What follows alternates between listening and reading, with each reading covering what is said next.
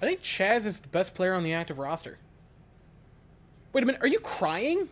I'm just proud of him, okay? Shut up. Hi, I'm Weston. I love talking about the Astros, and I'm here to talk about Game 96 of the regular season, where the Astros win 4-1 in a pretty straightforward game, where the offense was good enough, and the pitching was dominant.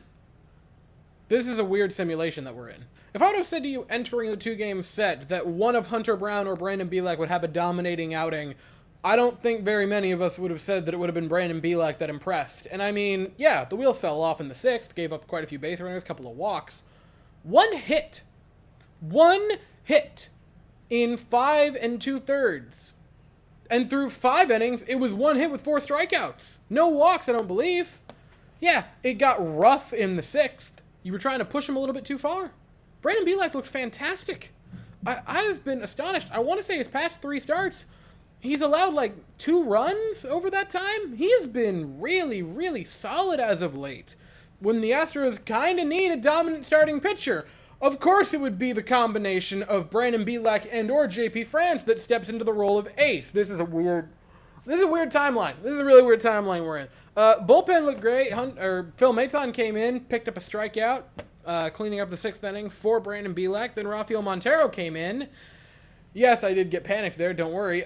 Did give up a walk, but picked up a strikeout. Ryan Stennett came in, easy 1-2-3 inning, picked up a strikeout. Cool. Ryan Presley came in, did give up a solo home run to Crone. And to answer your question, 100% when he gave up that home run, I'm like, oh, it's going to happen again. The offense wasn't incredible, but it was enough to get a win. Mauricio Dubon puts him on the board 1-0 with an RBI single in the 3rd inning. 6th inning rolls around. Jose Abreu with an RBI single. And Chas McCormick, whose WRC plus is now over 150 on the year. I believe that is his 4th home run out of the All-Star break in 5 games. Multi-hit game today. Couple of RBI.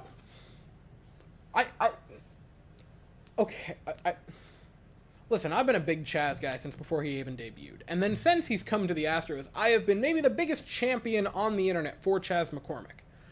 If you would have told me before the season started that Chas McCormick would, after 55 games played for himself, have a 150 WRC plus, I would have politely asked, what you smoking? Because even though I was like, yeah, I think he's a really good player, I did not in my wildest dreams think he would have a 900 OPS and a 150 WRC plus while not taking a step back in defense. If anything, keeping it status quo. The thing is, I just want everyone to understand that if Kyle Tucker were putting up the numbers that Chas McCormick is putting up right now, because he's the name brand and he's gotten the consistent starting time, you're discussing possibly an MVP. And I'm not saying that McCormick is there, because I understand some of the expected numbers aren't too much in his favor. And I understand that the games played are not there. He's only played around 55 games this season, whereas Tucker's played, I want to say, well over 80. I'm aware of that. What I am simply pointing out is that in the shortened season that Chas McCormick has played to this point, he is one of the best hitters among all outfielders.